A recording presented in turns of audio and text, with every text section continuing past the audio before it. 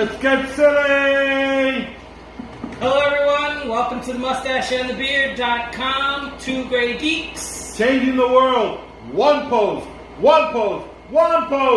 at a time. Hello everyone, my name is Louis Matos, I am the Mustache. We're going to do our SCAR number 6 video here today, and as always, I'm with my partner in crime, my PIC, my best buddy, Junior Figueroa, aka The Beard, coming to you live from sunny Puerto Rico, land of palm trees, beaches, and bikinis. Not that the beaches are wearing bikinis, the women are wearing bikinis on the beaches. Let's just get that straight. Okay. Glad you clarified that. Yeah, I didn't want anybody thinking around that in Puerto Rico we had trees with bikinis on them. All right. This is our SCAR video number 6. We are going to do the movie Seawolves, The Seawolves. It's a war movie, our first one. Our first war movie. It came to our attention that we, despite all the many genres that we've reviewed, that we've never done a war movie. All right, so yeah, we figured we'd start off with this one, and don't forget to tell them what a SCAR video is. Don't ask me what it is. Do not ask me what it is. Okay, so what is a SCAR video? A SCAR video is streaming cinema authentic review. We do these, these are how we review things because we like to get in deep sometimes, get in there, and when we are invariably done, we leave a scar. We leave a scar. All right, so why do a scar on this innocuous movie? I like the movie. Okay. All right. We're doing this because he likes this movie. Well, look, I suggested that we do a war movie because we had never done a war movie. We hadn't done it yet. And yet there are plenty of war movies that we love. Right? So my partner agreed that we should do a war movie. Now the question came in: which one? Which one should we do? Because there's a whole bunch of there's great war movies out there. So, but there was one that we had seen years and years ago, and that kept coming up in conversations. We kept talking about it and referring to it and talking about other things. And I said we should just do a SCAR on this. Yeah, let's just do it. Do it on that particular. That would be our first war movie, and so we chose a movie called The Seawolves, 1980. 1980, starring Gregory Peck, Roger Moore, David Niven, and a host of other guys. Yeah. Usually when we start these, when we do a SCAR, we always start off with some background information. Right. Let's see. The Seawolves is a 1980 war film by Panavision, based on the book Boarding Party by James Lesser. It's spelled Lesor, but the British pronounce it Lesser. Yeah. Lesser. Yeah, who can understand their accents? I do. I have a fiancé that's British. All right, so it's based on a historical incident during World War II. Operation Creek was the Calcutta Light Horses' covert attack on March 9th, 1943, against a German merchant ship which has been secretly sending signals,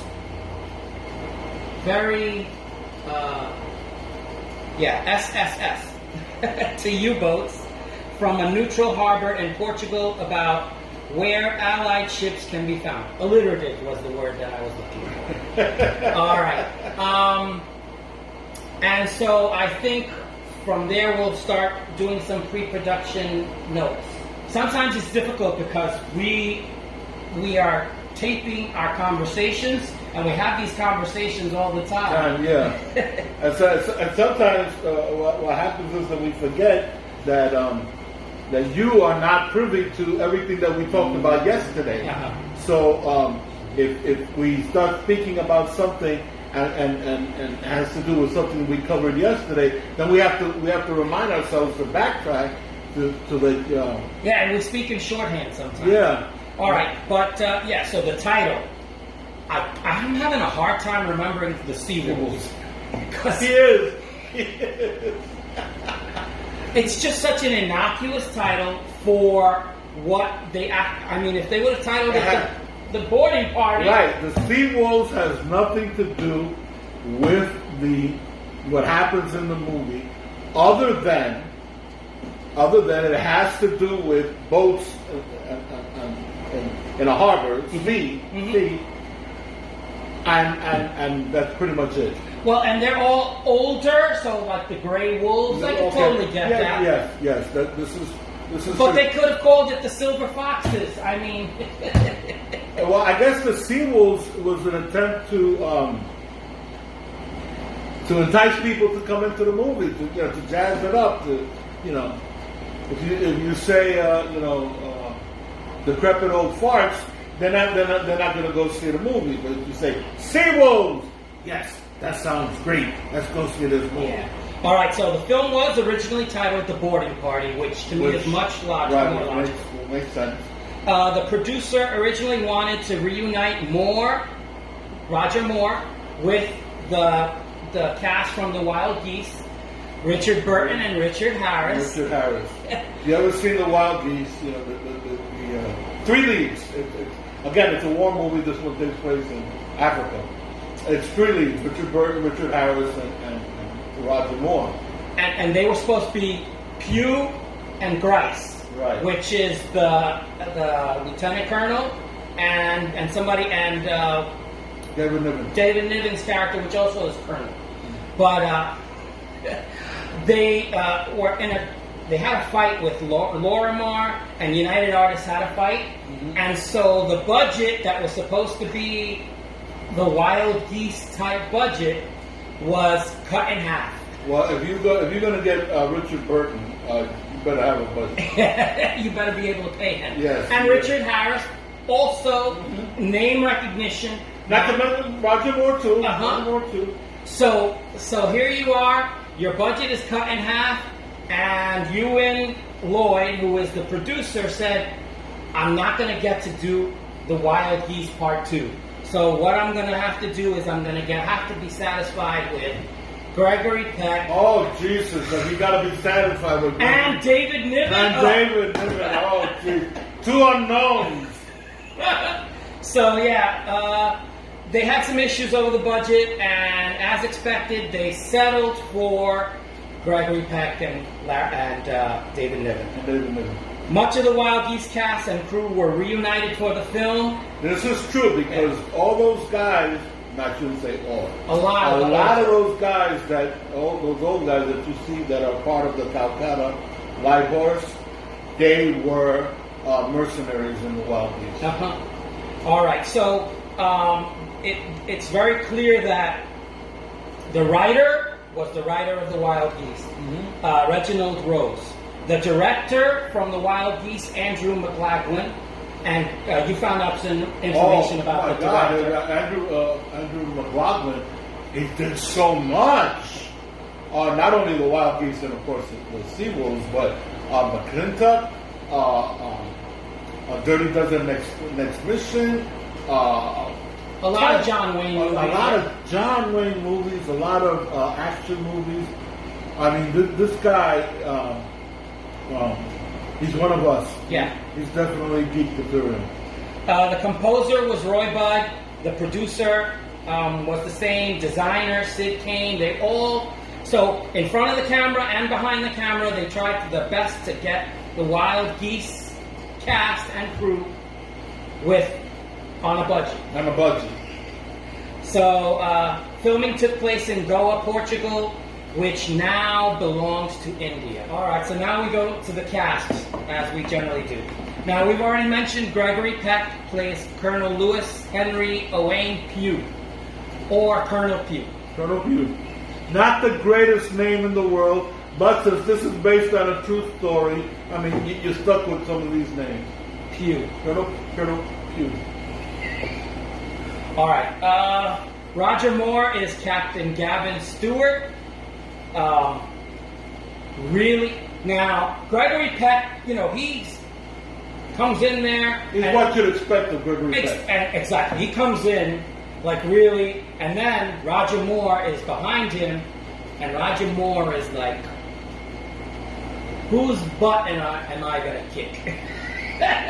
Because it's funny because Gregory Peck comes in as the leader, and you expect him to be the leader. This is Gregory Peck. Then Roger Moore comes in, and I could see why Roger Moore wanted to make this movie. It was so out of character for him. Don't get me wrong; he's a hero, right? And a tough guy. That's the thing. He's the tough guy. Yeah. He's the heavy. Okay, he's the tough guy. He's he's the Wolverine in this movie, which is you don't expect that because usually Roger Moore's a pretty boy. Yeah. Right. And James Bond, the way that he played James Bond was pow pow pow pow. and here he's more James Bond in this movie than he is in the James Bond movie. And then on top of that, he's got the love story. Roger Moore, love him and leave him. Roger Moore, he's got the love story, and it's a sad love story. So I can see why Roger Moore. Yeah, it's a stretch. It's a stretch of his character. Yeah, and plays a really good character, Captain Gavin Stewart. All right, and David Niven plays Colonel William Bryce, and they call him Bill throughout and he's like the head of the light the Calcutta light horse. Calcutta light horse club. And that's basically like a gentleman's club of retired. Well, they were all military. They were all in the Calcutta light horse cavalry. It was a light horse cavalry.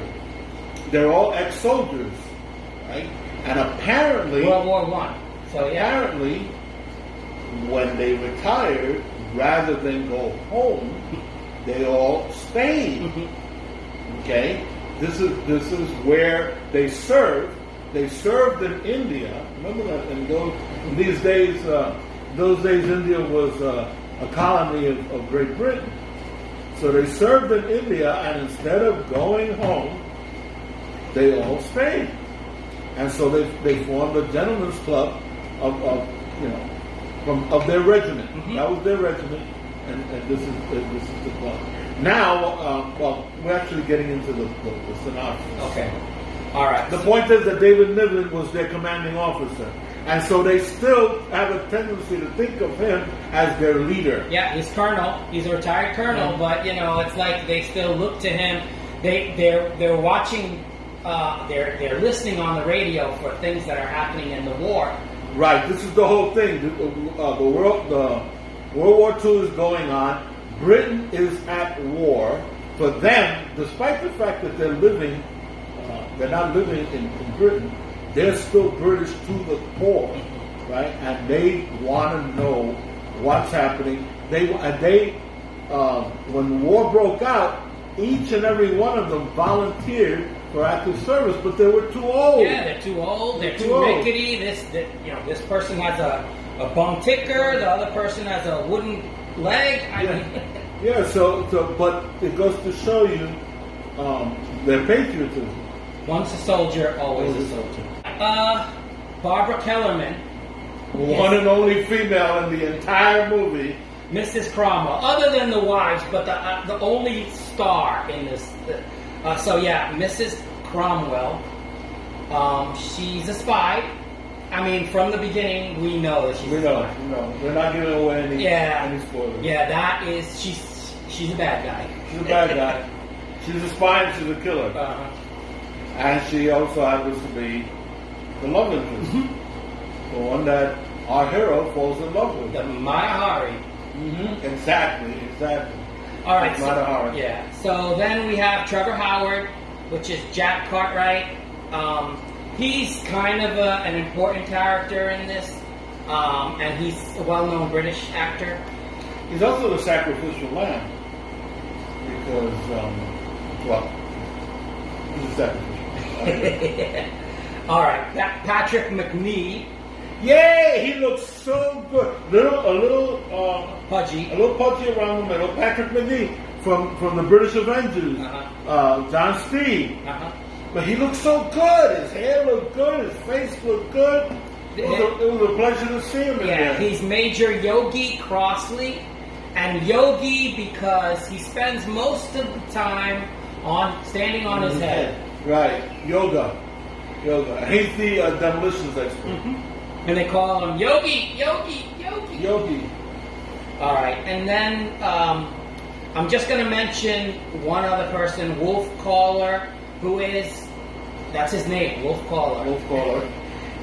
Trompeta. Yeah, he's a trumpet. Spy. Yeah, so he's a spy as well. He's actually supposed to be the -- German spy. And he's there. Trompeta. All right, and then I would say a host of others, most like we mentioned before from the Wild Geese. Plot for the Seawolves is that there is Allied shipping is being sunk at an alarming rate. Okay, and what it is that there's a submarine that's getting inside information by radio. And the information is perfect, it's accurate. They're catching Allied ships out there and sinking them. You can't get the submarine, you gotta stop the radio. Now there are these 3 German ships that are supposed to be in for repairs at a port in Portugal.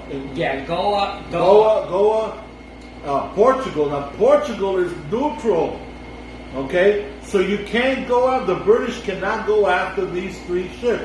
One of these 3 ships has the radio that is sending the information to the submarine. They don't know which one. To the German U-boat. So, what they have to do is they have to sink the 3 ships, but you can't send in commandos, you can't send in fighter planes, bombers, you can't. You're violating neutrality. You can't do it. So it has to be done covertly, and it has to be done by civilians so that the British government can wash their hands of the whole thing. If they get caught. It wasn't our fault. We didn't. So, because the Calcutta Light Horse all had volunteered, they used these old men to sink these 3 ships. Old soldiers, all right? Get it right. They used these gray geeks. These gray geeks don't mess with us. Don't mess with gray geeks. They use these gray geeks to go, and they come up with this elaborate plan, and it's elaborate, believe me. They come up with this elaborate plan. They get a decrepit riverboat, and they sneak in at night, and they got mines, and it's wonderful. It's wonderful.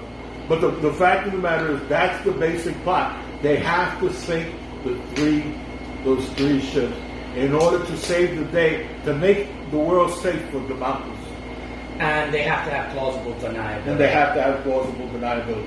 So, this is the plot. The thing is that since they're all civilians, the cover story is that they're on holiday, they got drunk, and they boarded the ships accidentally. They stole one of the Portuguese trawlers, right? And they used that as a way to get in there. And they're drunk. They're drunk. This is in case they get caught. They're drunk. So, as part of the story, they're allowed to take one shot, one mouthful of whiskey, and then they pour the rest of it on top of themselves, so that they get caught, they smell like a distillery. Beautifully done. And I don't want to give anything away. So I would like you to check it out. To check out the movie. but it is a satisfying conclusion. That was great. A good plot summary. Thank you. Post-production. Well, there's not a lot of notes on this, other than they say that this movie grossed $220,181. That doesn't sound right. I don't think so. However, it doesn't say anywhere whether it flopped. I don't think it's a flop because I remember seeing it a long time ago. From what I gather from other, the way people speak about the movie, not that it was a monster hit or that all the critics liked it, but I don't recall a lot of criticism directed towards the movie. I think for the most part it's considered a nice light adventure movie. Yeah. A nice light adventure movie. All right. So we're gonna just take it as that it was It made $220,000. It may have not made money at first, but then made up for it later on. Yeah, I think I saw it on VHS. Right, and video sales, DVD sales. A lot of times there are movies that make their money in that. Yeah, in that way, and then you look back on it, and it becomes a hit later on. All right. So moving right along, one thing you hated, one thing you loved. Okay, hated about this movie. I think about this movie.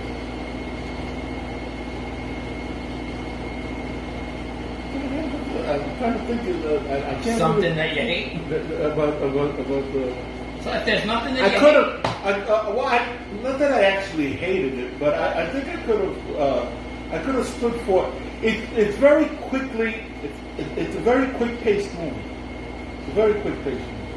You know how they go from kidnapping this person to shooting him to everything is very fast.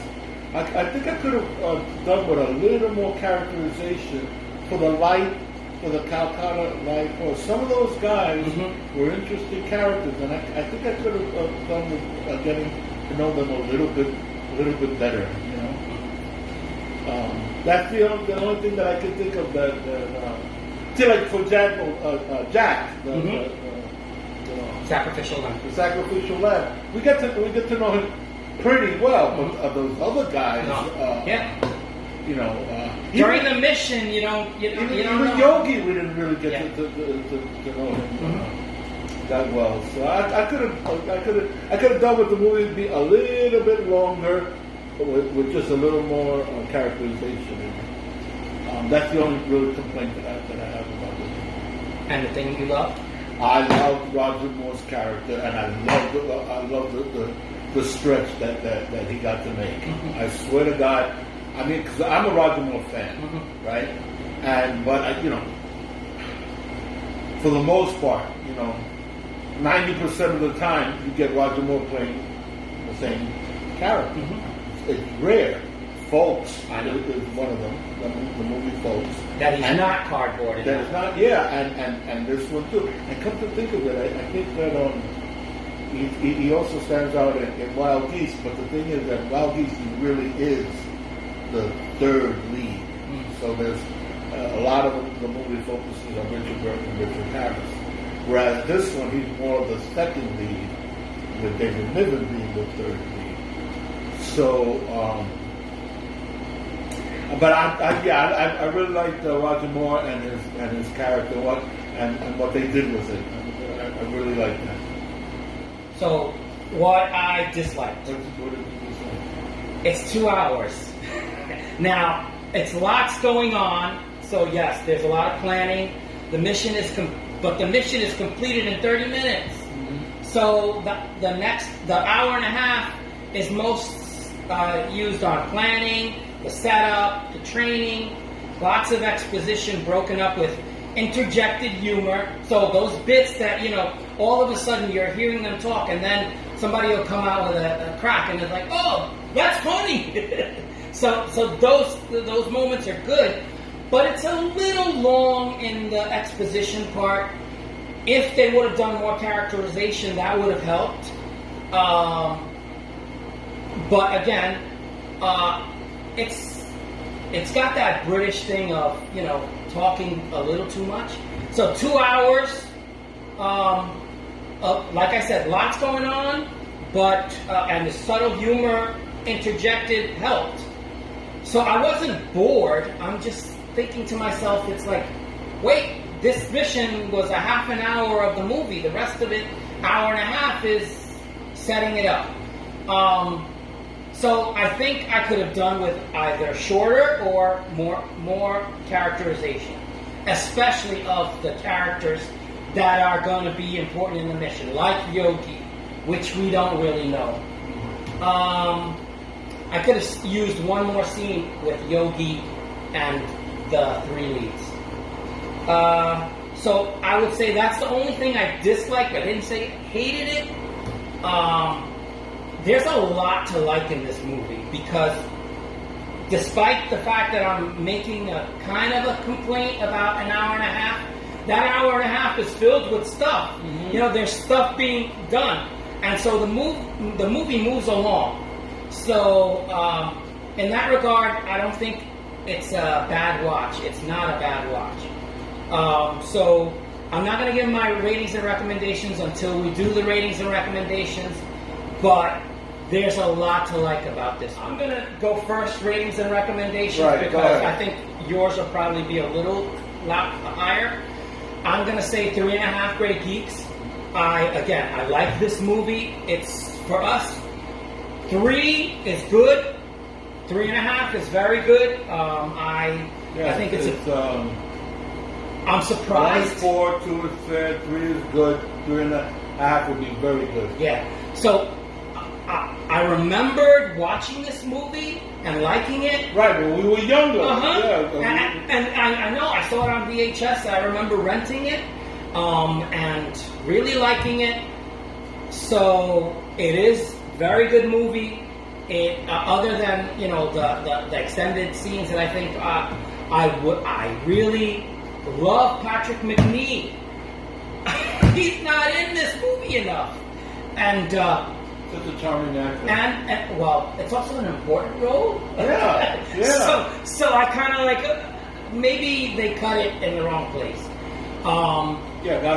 Lord knows what wound up on the cutting. Yeah, they might have cut out, you know, bits of his characterization. But yeah, I really found him interesting. Just imagine, you're on a mission, everybody's tense, and he's standing on his head. He's the calmest guy in the bunch, and he's dealing with explosives. And he's the demolitions expert. So yeah. Could have made a whole movie about him. So, and you're right, the Roger Moore character is absolutely... And he gets hurt. Oh, that's the other thing. When do you see Roger Moore get hurt? He gets hurt. Yeah. He is... Honestly, I think he's the star of this movie. He's great. 3.5 Great Geeks. That's what I say. What have you got, Beard? Well, I'm giving it higher, but not that much higher, because I'm giving it 4 Great Geeks. Yeah, that's what I figured. 4 Great Geeks. I like this movie. I like it a lot. You know how I am about British actors and British productions. So, and I have no trouble with the accents. so yeah, I can understand my fiance. So I agree with everything that you're saying. It's not a perfect movie. It's not a perfect movie, nor is it a perfect war movie. It's a really good light adventure movie. It's not going to win an Academy Award. It's not going to change your life forever. But you know what? It entertains you for 2 hours. Yep. You know? Mm-hmm. It entertains you. You have an excuse to sit, eat popcorn, and lose yourself for 2 hours. What more do you want from the movie? Mm-hmm. So yeah, I'll give it 4 Great Geeks. Awesome. All right. So I think we've come to the part of the program where it's time for you to give your wise missive. Okay, and since last time I was told that I was talking too low, You're passive aggressive.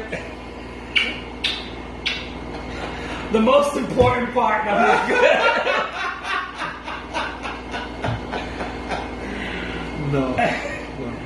No, you're right. I probably did. I often. That's your often do that. conversational tone. That's your It's like, conversational you do tone. this so that we all go like this. Yes. But on video. Well, no, everybody at home is going. Exactly. What do you think? What do you think? Exactly. He said, "Blessed be the cheesemakers." Remember that movie? I know. That one just went over my head. That's Monty Python. Which one? Life of Brian. Oh, no, I don't think I've seen that one. You didn't see that one? The Jesus was doing the Sermon on the Mount. All the people are all the way in the back, and they're going, "What? What? What is What it? he saying? What is it?" He said, "Blessed be the cheesemakers." Okay. What were we doing? Wise missive. Oh, why listen? Okay. Did you go like on a tangent? Yeah. I was someplace else. Yeah. And it was a good place. I know. But I was someplace else. Okay, Take us with you, though. I'm trying. I'm trying. I forgot my wife. Okay, here we go. My wife's missive is advice. And my advice is this. Always try to be nice, but never fail to be kind. With that having been said, if this is your first time visiting the Mustache and the Beard, I hope that you've enjoyed this video, that you've been entertained. I invite you to subscribe. We like to make you laugh while informing you. If something we've said has stirred you to make a comment, please do so. Yeah, suggestions, please do so. Tell us what we got right or what you think we might have gotten wrong. Absolutely. Give us a like. Always, we thank you for watching. Don't forget to share this video with somebody, please. Yes, please. Anybody, please, anybody. Share it. Sharing is good. Sharing is caring. There you go. Got two white sayings there. Sharing is caring. We thank you for watching. My name is Louis Matos. I am the Mustache. I'm Junior Figueroa. I beat the beard. We say see you later. Hasta la vista. Take it easy. And peace.